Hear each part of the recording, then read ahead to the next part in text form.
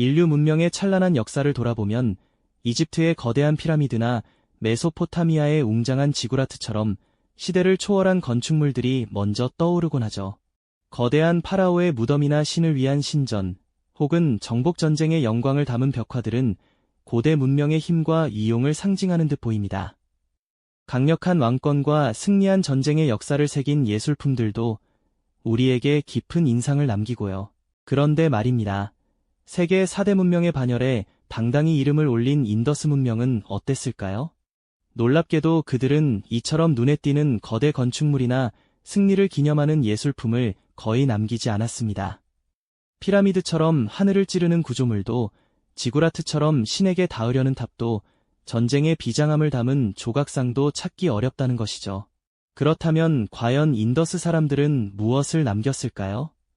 우리가 익히 아는 고대 문명의 모습과는 사뭇 다른 그들의 이야기가 궁금해지지 않으시나요? 이러한 침묵 속에서 과연 어떤 비밀이 숨겨져 있을지, 다른 고대 문명과는 확연히 다른 지극히 실용적이고 평화로운 예술과 문화가 역사의 미스터리 속에 어떻게 숨겨져 있었는지, 그리고 그것이 오늘날 우리에게 어떤 의미를 주는지, 오늘은 그 베일에 쌓인 인더스 문명의 독특한 예술 세계로 함께 떠나볼까 합니다. 그들의 흔적을 따라가다 보면 어쩌면 우리가 생각하는 위대함의 기준이 달라질지도 모를 일이죠. 인류의 가장 오래된 문명 중 하나인 인더스 문명은 1920년대에 이르러서야 세상에 그 존재를 드러냈습니다. 당시 고고학자들은 메소포타미아와 이집트 문명의 버금가는 거대한 도시 유적을 발견하고 깜짝 놀랐습니다. 하라파와 모헨조다로 같은 계획도시들은 정교한 배수시설과 격자형 도로망을 갖추고 있었고, 이는 당대 다른 문명에서는 찾아보기 힘든 수준의 도시 계획 기술을 보여주었죠. 하지만 고고학자들의 기대와 달리 이집트의 왕릉이나 메소포타미아의 신전에서 발견되던 웅장한 기념물이나 화려한 왕족의 예술품은 거의 찾아볼 수 없었습니다. 거대한 파라오의 조각상이나 신에게 바쳐진 거대한 제단, 전쟁의 승리를 기록한 거대한 비석 같은 것 말입니다. 인더스 문명의 유적지에서는 오히려 작고 실용적인 유물들이 주를 이루었죠. 이러한 예술적 침묵은 초기 연구자들에게 많은 의문을 던졌습니다. 과연 이 문명은 다른 문명들처럼 강력한 왕이나 신권을 가진 지배자가 없었던 것일까요? 아니면 그들의 예술적 지향점 자체가 우리와는 달랐던 것일까요? 어쩌면 그들은 거대한 힘을 과시하는 대신 공동체의 안녕과 평화로운 일상에 더 가치를 두었던 것은 아닐까요? 이처럼 거대한 흔적의 부재는 역설적으로 인더스 문명만의 독특한 문화적 지향점을 암시하며 우리에게 더욱 깊은 궁금증을 증폭시킵니다. 그들의 예술은 겉으로 보기에 침묵하는 듯하지만 그 침묵 속에는 분명히 인더스 문명 사람들만의 고유한 목소리가 담겨 있을 겁니다. 이집트나 메소포타미아가 보여주는 예술을 통해 자신들의 위엄을 드러냈다면 인더스 문명은 다른 방식의 예술을 통해 그들만의 이야기를 전하고 있는 셈이죠. 이제 우리는 그들이 남긴 작고 소박한 유물들 속에서 그 거대한 문명의 진정한 얼굴을 찾아 나서야 합니다. 그들의 침묵이 들려주는 이야기에 귀 기울일 준비가 되셨나요? 네, 그렇습니다. 인더스 문명은 거대한 기념비 대신 작고 소박한 유물들을 통해 자신들의 이야기를 속삭이고 있습니다. 이 소리 없는 언어를 해독하기 위해 우리는 먼저 그들이 남긴 대표적인 예술품들을 자세히 들여다봐야 할 텐데요. 가장 먼저 눈에 띄는 것은 바로 인장, 실입니다. 손바닥 안에 쏙 들어오는 작은 크기지만 그 정교함은 감탄을 자아내죠. 다양한 동물 형상과 더불어 아직 해독되지 않은 신비로운 문자들로 가득 채워져 있습니다. 황소나 코뿔소, 호랑이 같은 동물들은 단순히 장식을 넘어 당시 사람들의 종교적 신념이나 부족의 상징과 깊은 연관이 있었을 것으로 추정됩니다. 이 인장들은 물건을 봉인하거나 소유를 증명하는 실용적인 용도뿐만 아니라 어쩌면 신분이나 권위를 나타내는 중요한 표식으로도 사용되었을 겁니다. 작은 인장 하나에 그들의 세계관과 일상이 고스란히 담겨 있는 셈이죠. 또 하나 흥미로운 것은 바로 테라코타 인형들입니다.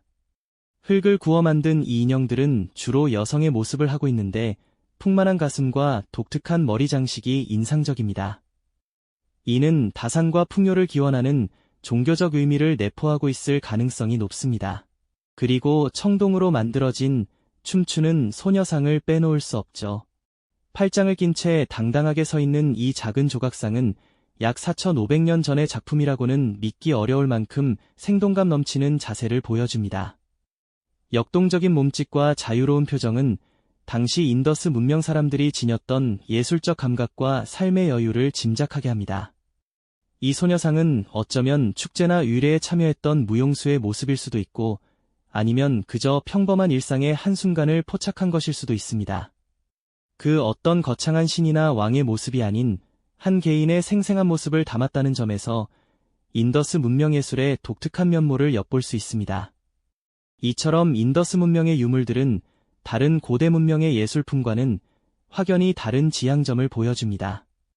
이집트의 거대한 피라미드나 메소포타미아의 전쟁 부조처럼 지배자의 권력을 과시하거나 정복의 역사를 기록하는 작품은 거의 찾아볼 수 없죠. 대신 그들은 일상생활과 직결된 실용적인 아름다움, 그리고 공동체의 안녕을 기원하는 종교적 상징에 집중했습니다. 그들의 예술은 전쟁의 승리나 왕의 위엄을 칭송하기보다 삶의 평화와 지속 가능한 번영을 염원하는 메시지를 담고 있는 듯합니다. 사제왕이라고 불리는 석상도 마찬가지입니다.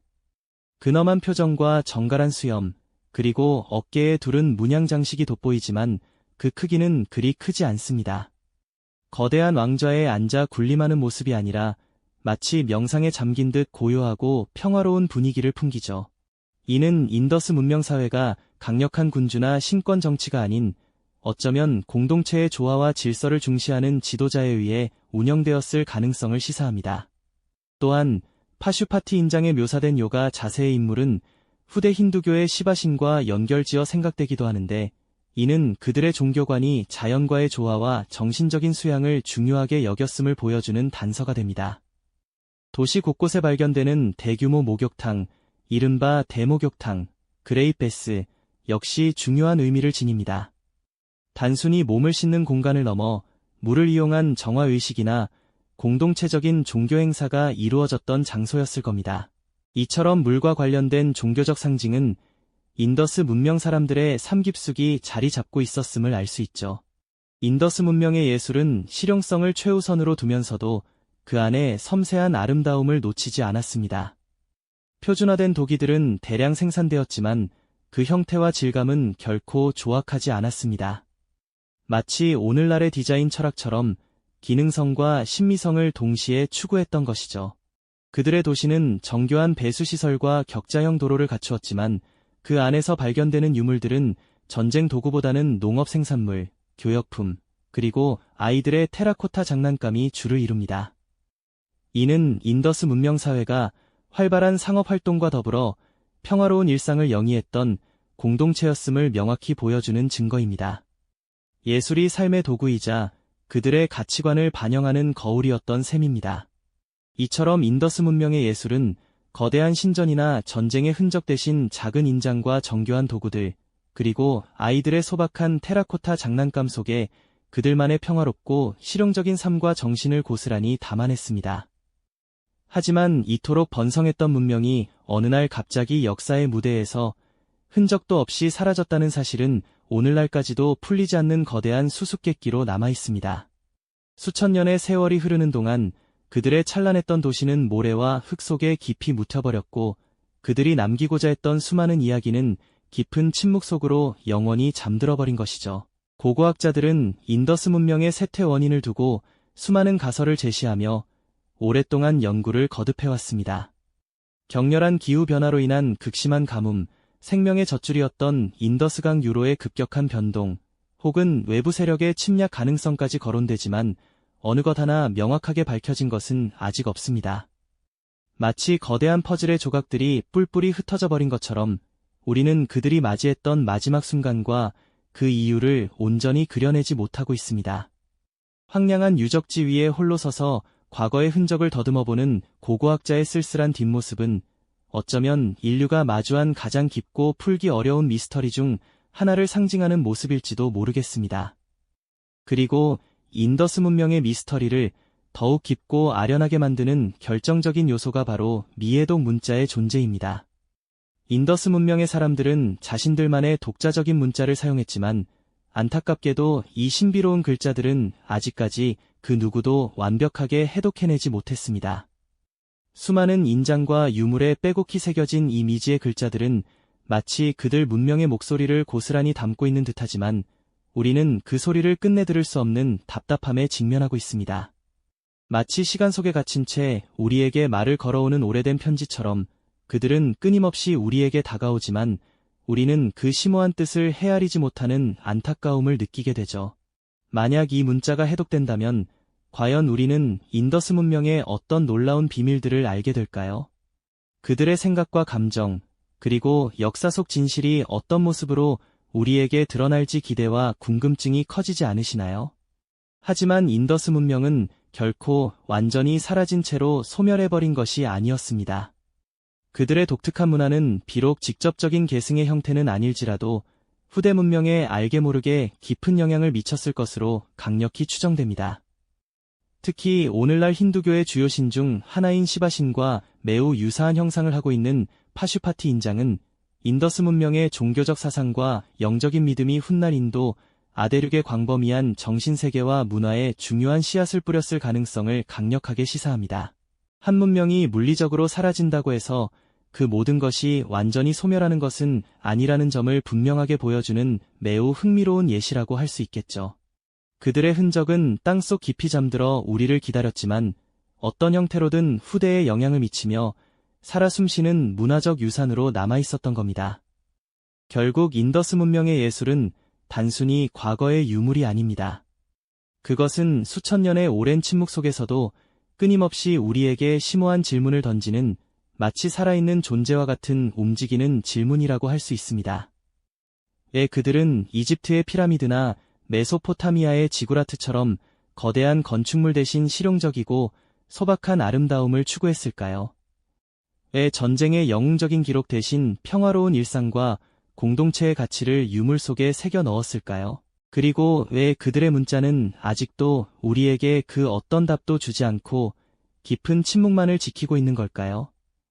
이 모든 질문들은 우리가 고대 문명을 이해하고 재해석하는 방식 자체를 다시금 생각하게 만듭니다.